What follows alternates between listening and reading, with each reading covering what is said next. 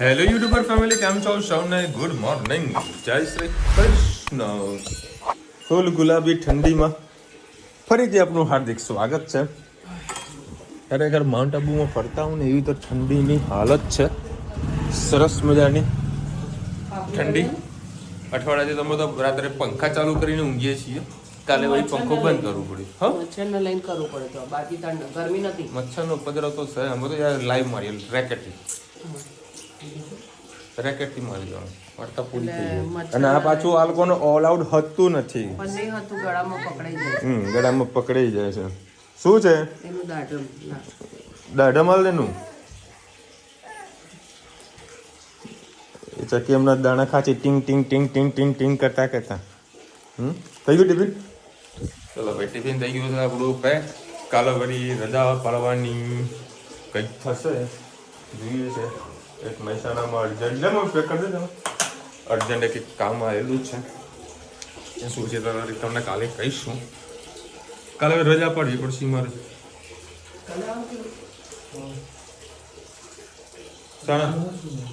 એવું કાલે હું શું હજુ જોઉં છું, કઈ દિવસ સેટિંગ થાય છે. ત્યાં ગાડી છે ફરી અમદાવાદ જાય બધું. કાલે થોડું મહેસાણામાં પડી છું તો ગાડીનું થોડું અમુક સર્વિસ કરાવવાની છે ને, બરાબર. તે બધું થોડું કામ પૂરું કરી નાખવું, જેથી કરીને રસ્તામાં આપણે હેરાન ના થાય. ગાડી પાઇપ જે મારી રહી છે ને, જેના કંઈક સ્ટેરિંગ કંઈક ફેલ થઈ ગયું છે, એ સ્ટેરિંગનો પ્રોબ્લેમ સોલ્વ કરાવી નાખું. જોઈએ જેવું કઈ સેટિંગ થાય છે, કારણ કે અત્યારે માર્ચ એન્ડિંગ છે, એટલે માર્ચ એન્ડિંગના કામ વધારે પેલું મૂક્યું છે. માર્ચ એન્ડિંગના કામ વધારે છે, કારણ કે બિલો વધારાના બનાવવાના, બેલેન્સ ચેક કરવું, હિસાબ કિતાબ, આ તો બધું વળી માર્ચ એન્ડિંગનું બધું કામ પૂરું કરી નાખીએ. તો કે એનો 3 કે 4 દિવસ મને ટાઈમ લાગશે માર્ચ એન્ડિંગનું કામ કમ્પ્લીટ કરતા. જોઈએ કામનો કેવું શેડ્યુલ સેટઅપ થઈ રહ્યો છે. અને કાલે હાજર રહ્યું મારા માટે બહુ ઇમ્પોર્ટન્સ છે, કેમ કે બોલાવા આવ્યા હોય. બોલાવા શું બોલાવા એમ તમને બધાને કદાચ ખબર પડી ગઈ હશે, તો પણ કાલે તમને કહીશ. જય શ્રી કૃષ્ણ સૌને. મારા સવારના રસોડામાં આપનું સ્વાગત છે. આજે ચણા દેશી ચણા બનાવી તમારી સાથે રેસીપી શેર કરું. એના પપ્પા માટે અલગ વઘારવાના છે. આની અંદર લસણ, મરચાં અને ડુંગળી અને ટામેટાં. તેલ થઈ ગયું છે, 4-5 કરી જઈને તેલ મૂક્યું છે. એમાં આપણે લસણ અને મરચાં નાખી દઈએ. બટરમાં મેં ક્રશ કરી દીધી.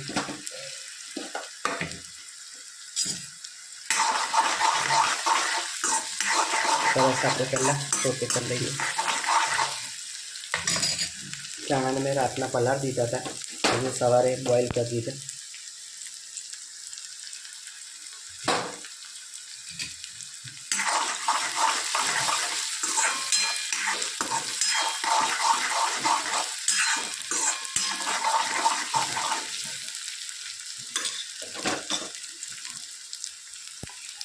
થોડું ડુંગળી અને લસણ થઈ જાય એટલે આપણે ટામેટાં નાખી દઈએ.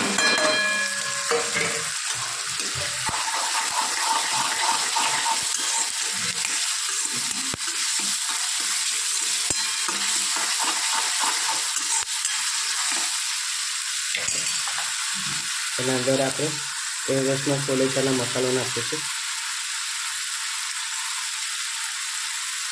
1 ચમચી જેટલો. 1 લાલ મરચું નાખ્યું છે એટલે 1.5 ચમચી જેટલું. લીલું મરચું નાખ્યું એટલે 1.5 ચમચી જેટલું લાલ મરચું નાખ્યું છે. હિંગ, હળદર,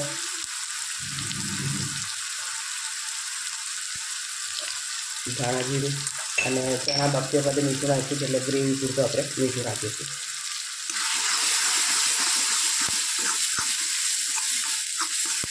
સરસ આપણે ગ્રેવી કરી લઈએ. થોડીક વાર ગ્રેવીને થવા દઈએ. જીરો કરી દઈએ. આપણી ગ્રેવી મસ્ત થઈ જાય છે. પ્રોપર ગ્રેવી થશે ને તો આપણી સબ્જી એકદમ ટોપ થશે. મેં છાંટો પાણી પણ નાખ્યું છે, એટલે તેલ સરસ એવું છૂટું પડી છે. સાથે સાથે આપણે ધાણા પણ નાખી દઈએ તો મસાલામાં મસ્ત મિક્સ થઈ જાય.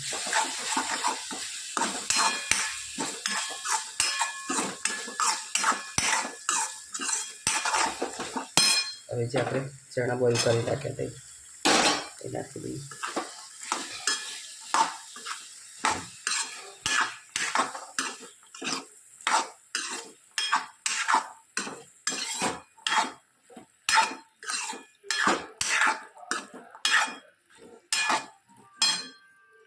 જરાક પાણી નાખીએ.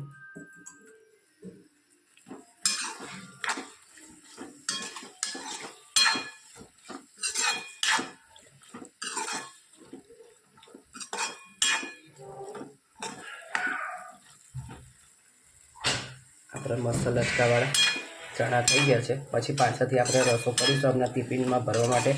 આ રીતના આપીએ કાં તો રસો બધું ઢોળાઈ જશે. કોમેન્ટમાં ચોક્કસ કહેજો અમારા ચણા કેવા લાગ્યા.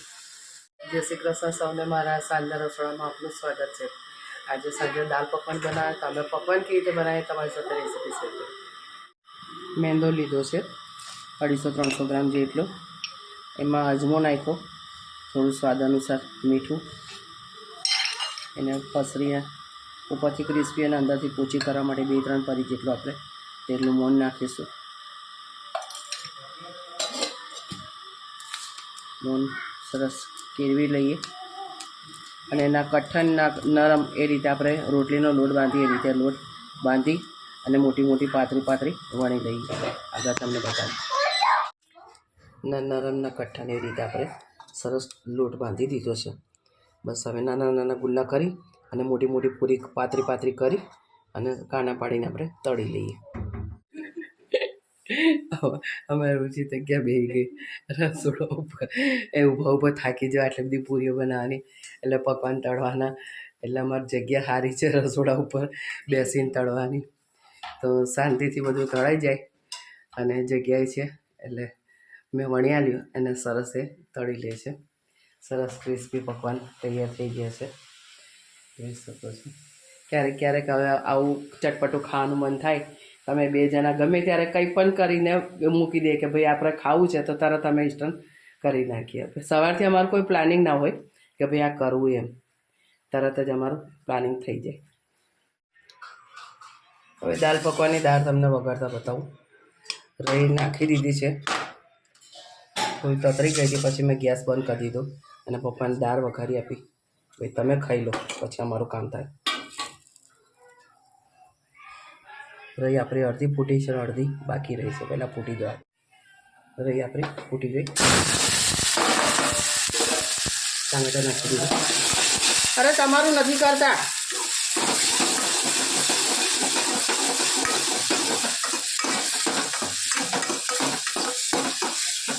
એમાં સાથે આપણે મસાલા પણ કરી દઈએ. શુદ્ધ હળદર, લાલ મરચું, ચણાની દાળ છે એટલે સેજ હિંગ, થોડુંક ધાણા જીરું, મીઠું નાખીને કાપેલી છે. અને ટામેટાને આજે બહુ ચેરવાના નહીં, આપણે ક્રન્ચી જ રાખવાના છે.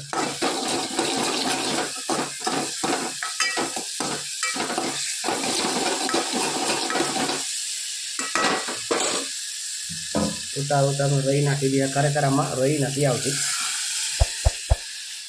આપણે ચણાની દાળ જે બોઇલ કરી રાખી નાખી દીધી.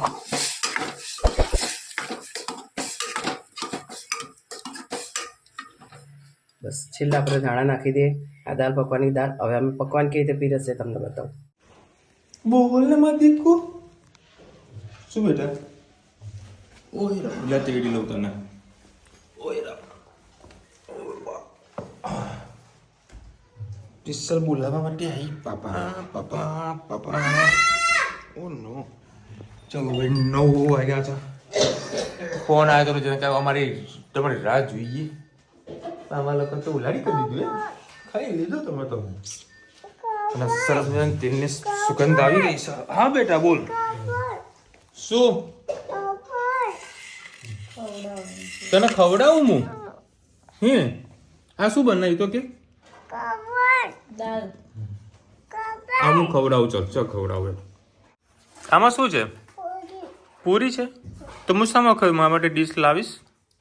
જા ડીશ લેતી આવું. હા વાડકામ લેતી આવ. એ મૂકને તું, એ મૂકી દે. આ ખા લે. મારો ડીશ તો લાવ. એ કટકા કટકા કટકા કટકા કટકા કરે કરે ને મૂકી દઈશી. મૂક. ચલો સરસ દાલ પકવાન બનાવ્યા છે અને મને વળી ખાવાની ઈચ્છા થઈ છે. કાલના મેનુમાં કહું છું. ના મેદુવાળા નહીં. આવો મેદુવાળાનું નામ ભૂલી જવાનું ક્યારેક. કાલે ખાવા છે માટે સમોસા. કયા? પાલનપુર વાળા કઢી સમોસા ખાવા છે. જો હવે આના ભૂકો કરી નાખ્યો બબુડીએ. તું ખાઈ જશે બધું? આમાં મારે નથી ખાવું. આમાં નથી ખાવું. આ વાડકામાં લીધું બેટા મેં. લે મૂકી નાવ. છોકરી બોલી હતી. લે મૂકી નાવ. મારે નથી ખાવું આમાં. પણ લે તો ખરી.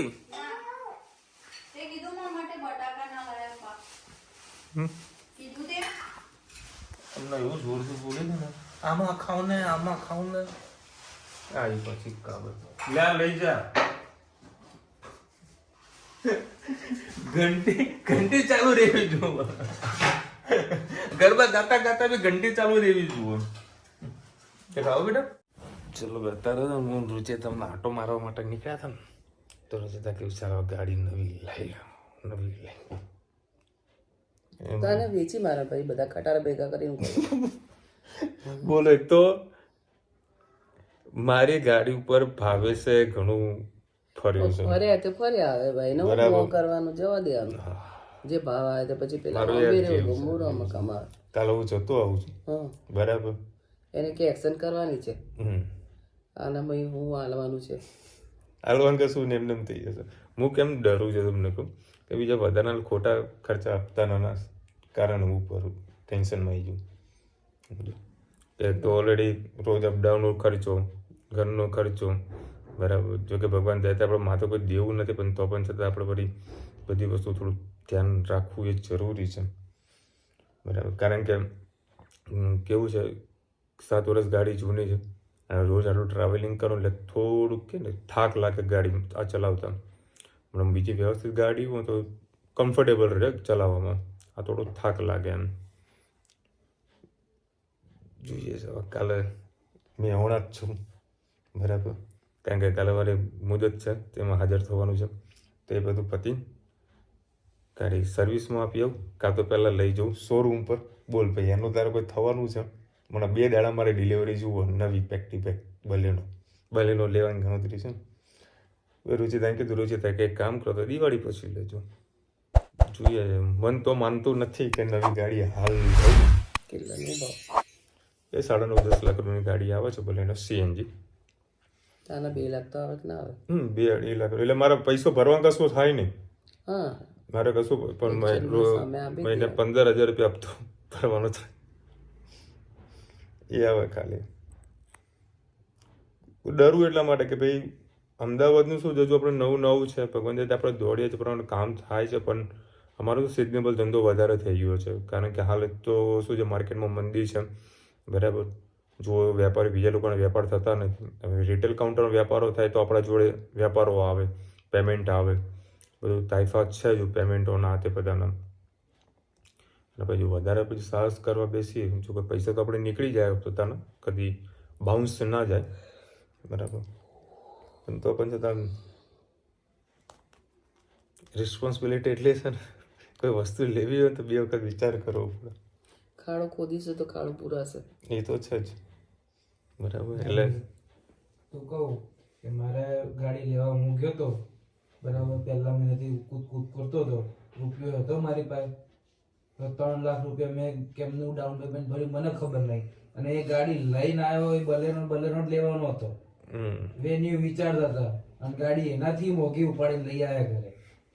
ઘણા એટલાય કહેતા હતા કે ભાઈ ભાડું હપ્તો કોણ ભરશે, પેટ્રોલ કોણ ભરશે.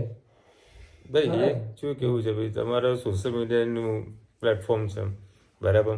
અમારું એ સોશિયલ મીડિયા નથી, અમારું વ્યવસ્થિત પ્રોપરલી વેપાર છે. એના ઉપર આખું બધું જ ચલાવવાનું. પહેલાં ઘરનું ચલાવવાનું, પેઢીને જોવાનું કે નુકસાનમાં નથી જતી ને, બીજા ખર્ચા રાતે બધું બધું મેનેજ કરવું પડે ત્યારે બધું 15,000 રૂપિયા હપ્તો ભરાય. એ તો ઘરનો હપ્તો ઊભો ને ઊભો હોય છે ભાઈ માથે. તો પણ છતાં કાલે ખબર પડે, કાલે હું કેસ જીતી જાઉં, ડાઉન પેમેન્ટ પડી જાઉં એટલે પકડજો તું.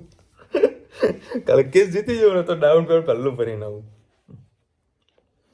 જય શ્રી કૃષ્ણ. કાલે ઓલમોસ્ટ જીતી ગયેલો જ છું કેસ, ખાલી પૈસા આવે એની રાહ છે.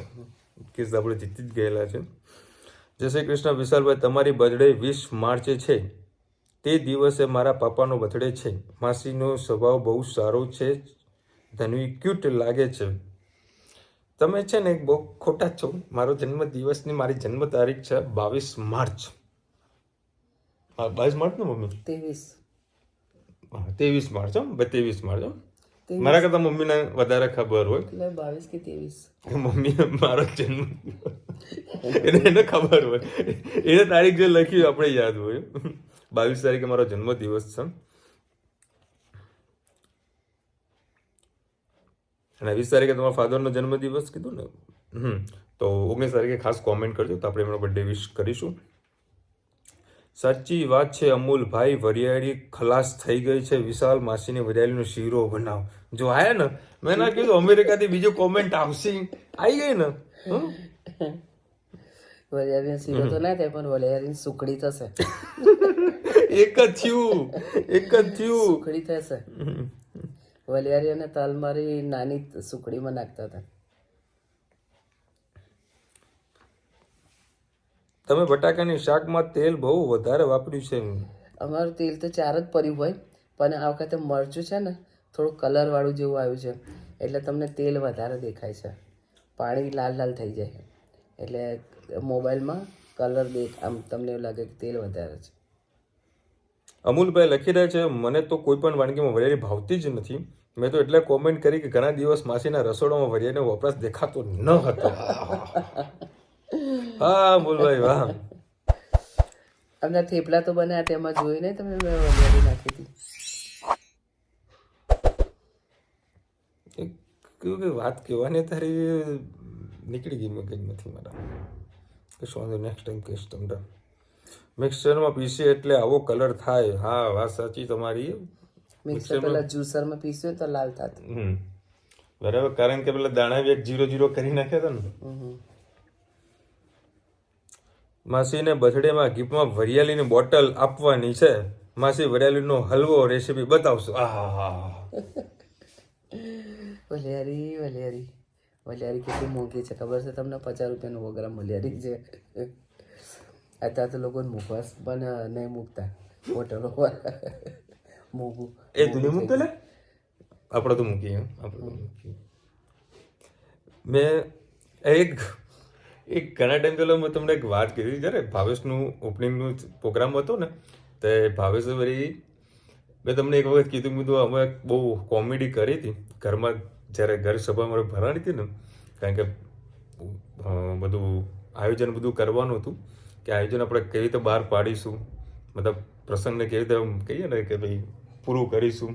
બરાબર, હવે બધાને ખવડાવવાની હતી સેન્ડવિચ ફ્રી ઓફમાં. બરાબર, હવે સેન્ડવિચ એટલે એકના બદલે 2 જણા આવે, કારણ કે જાહેર આમંત્રણ આપણે આપવાનું હતું. તો વળી અમે ખાલી ઘરમાં મજાક કરતા હતા, કોમેડી કરતા હતા કે એક કામ કરીશું, આપણે ભાઈબંધ ખરો ને ભાવેશનો ચિંતન, એને બેહાડીશું, એના જોડે જે આવે ને ખાવા માટે એ લોકોનો મોબાઈલ લેવાનો, એને ઇન્સ્ટાગ્રામમાં ફોલોવર્સ કરવાના, ફેસબુકમાં ફોલો કરાવવાના. બરાબર, અને પછી એને હાથ પર સ્ટેમ્પ મારવાનો કે ભાઈ આને એક વખત સેન્ડવિચ ખાઈને ગયો છે એટલે બીજી વખત વળતો ખાવા માટે ના આવો.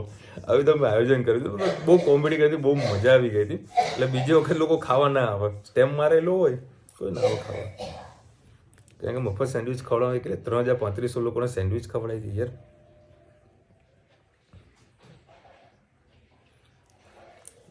હું રોજ અમેરિકામાં નાઇટમાં 8:30 ટાઈમને વ્લોગ જોવાની ટેવ પડી ગઈ છે, પછી સૂઈ જઈએ. તમારી કોમેન્ટ મજા આવે ફ્રોમ મધુબેન.